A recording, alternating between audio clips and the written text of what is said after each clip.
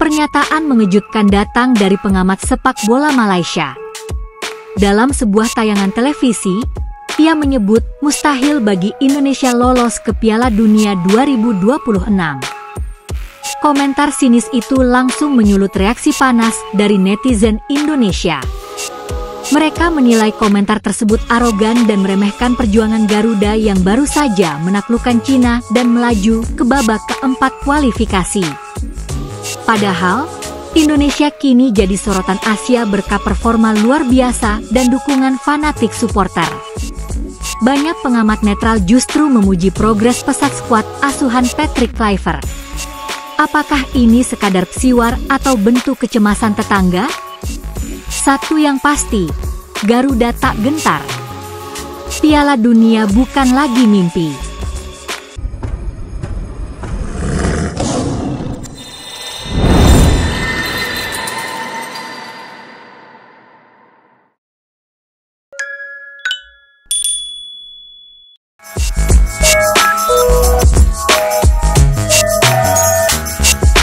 Ya, berita dari Timnas Indonesia. Ya, pengamat Malaysia sarankan Indonesia tambah pemain grade A untuk lolos ke Piala Dunia.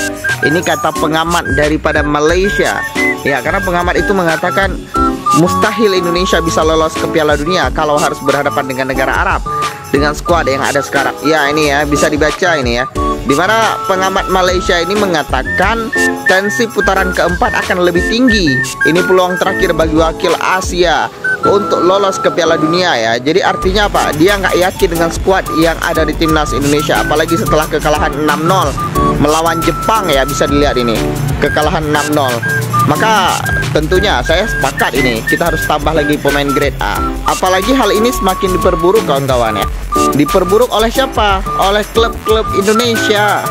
Ya, Persija Jakarta dirumorkan mengincar Tom Hey. Kemudian ada Rafael Struijk yang diincar oleh Bali United.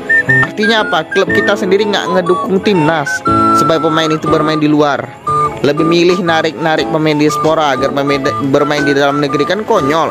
Dan bahkan terbaru kabarnya Jordi Amat pun diincar oleh Persija Jakarta ini. Ya, Jordi Amat pemain timnas Indonesia yang saya rasa dia masih layak bermain di JDT ya. Tapi malah diincar oleh klub dalam negeri, kan rusak ini klub kita ini. Jangan sampai hanya gara-gara kepentingan klub mengorbankan kepentingan timnas. Ya, jangan sampai seperti itu. Konyol, ini hal paling konyol ya, yang selalu terjadi ya.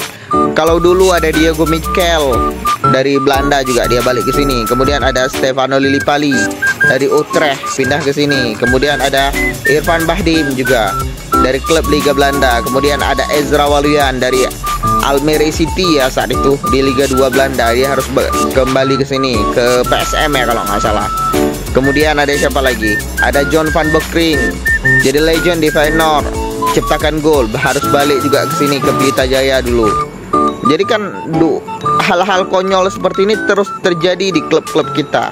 Untuk menaikkan kualitas tim harus merekrut pemain diaspora. Padahal kan mereka bisa membina sendiri supaya menjadi lebih bagus atau membeli pemain asing yang bagus. Maka nggak berlebihan bisa dibilang media-media luar itu mengatakan timnas kita ini nggak lebih daripada Malaysia sekarang. Karena timnas Malaysia sekarang lebih wah skuadnya. Banyak pemain yang bermain di Eropa, bermain di Amerika Latin, dan levelnya top-top seperti Deportivo ya. Jadi ini luar biasa konyol ini klub-klub kita. Pertanyaannya kembali lagi, mana pengamat-pengamat yang katanya pengamat nasional ya, yang katanya suka mengamati, mengkritisi? Nggak ada yang mengkritisi klub yang mengincar pemain diaspora, nggak ada. Nol besar semuanya. Tapi gimana menurut kalian? Tulis pendapat kalian di kolom komentar. Let's go. Jika Malaysia melawan Indonesia, saya merasa Indonesia tidak akan mampu bersaing. Ini kata-kata dari pundit Vietnam, Quang Huy, menilai kekuatan Malaysia sudah di atas Indonesia berkat naturalisasi. Apakah benar? Seusai kekalahan negaranya atas Malaysia, pundit Vietnam Quang Huy menilai kekuatan timnas Malaysia kini bisa mengalahkan timnas Indonesia. Jika Malaysia melawan Indonesia, saya merasa Indonesia tidak akan mampu bersaing. Malaysia memiliki pemain yang lebih baik dan bermain sepak bola yang sangat langsung dengan gaya Eropa, ujar Quang Huy. Namun ia juga mempertanyakan status asal-usul keturunan para pemain naturalisasi baru Malaysia. Sebab beberapa waktu lalu Malaysia mengumumkan 5 pemain naturalisasi barunya. Ada kasus-kasus di mana latar belakangnya tidak jelas, tetapi mengklaim sebagai orang Malaysia saja sudah cukup. Situasi ini sangat mengkhawatirkan. Pada laga melawan Vietnam yang berakhir dengan kemenangan 4-0, Harimau Malaya menurunkan total 9 pemain naturalisasi di laga itu. Apa Malaysia akan menjadi pesaing berat bagi Indonesia dengan program naturalisasi barunya? Komen-komen aja di bawah guys. Ngaku mulu kerjaan akun nih. King Kong bukan kangkung, King Kong.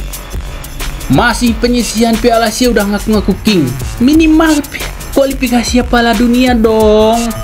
Baru ini, aduh ya Allah, kangking lu. Kangkung yang ada wortel rasa.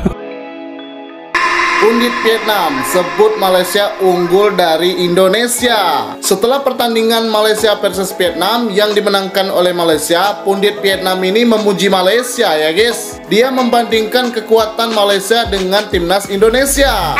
Pundit Vietnam ini sebut Malaysia lebih jago ketimbang timnas Indonesia. Pemain mereka lebih bagus. Baru menang sesama tim ASEAN aja mereka ini sudah bangga minta ampun ya guys.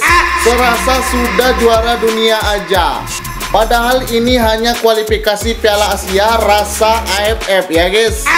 Dan turnamen sesungguhnya adalah Piala Asia. Sedangkan timnas Indonesia sudah dipastikan lolos ke Piala Asia. Jadi jangan bandingkan kucing sama singa ya guys. Ya jauh berbeda. Gimana menurut kalian? Tulis di komen.